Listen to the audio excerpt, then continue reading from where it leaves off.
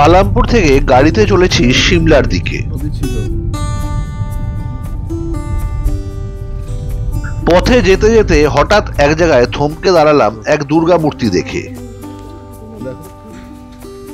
গাড়ি থেকে নেমে পড়লাম, সেই ঢালাই রাস্তা ধরে এগোতে লাগলাম সেই দুর্গা মূর্তির দিকে।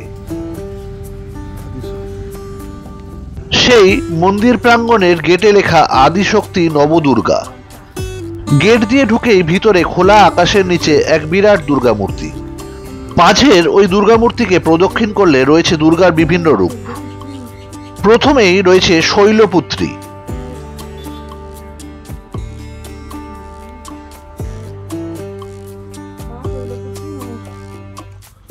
সামনে একটি বোর্ডে লেখা নবদুর্গা পরিক্রমা।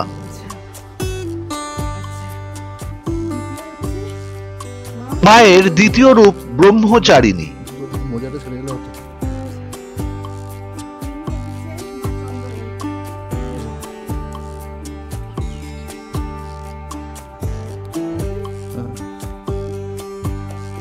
মায়ের তৃতীয় রূপ চন্দ্রঘণ্টা। কি সুন্দর জিনিস দেখালাম। মায়ের চতুর্থ রূপ কুষ্মান্ডা।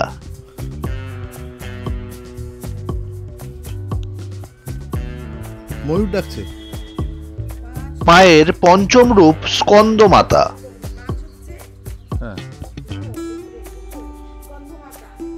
হালকা হালকা বৃষ্টি পড়ছে, তার মধ্যেই আমরা নবদুর্গা পরিক্রমা করছি।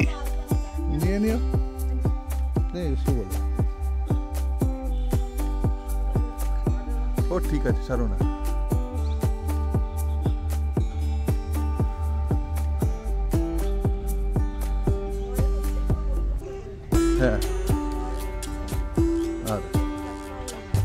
মায়ের ষষ্ঠ রূপ কাত্যায়নী।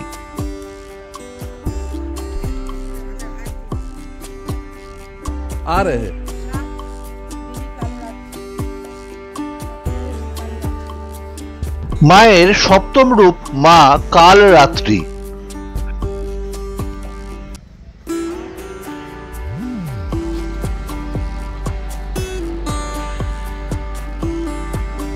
মায়ের অষ্টম রূপ মা মহাগৌরী।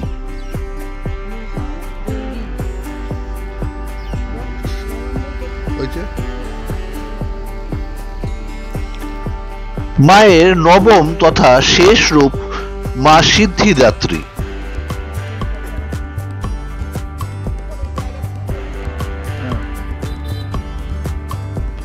পুরো মন্দির চত্বরে শুধু আমরা দুজন এবং ওখানকার একজন কর্মী।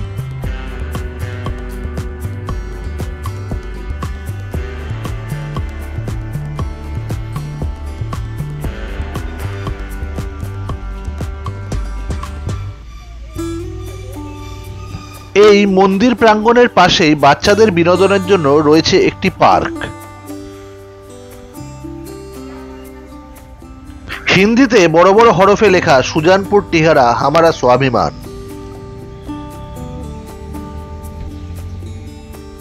মায়ের নবরূপ পরিক্রমা সেরে পূজা দিলাম সেখানে।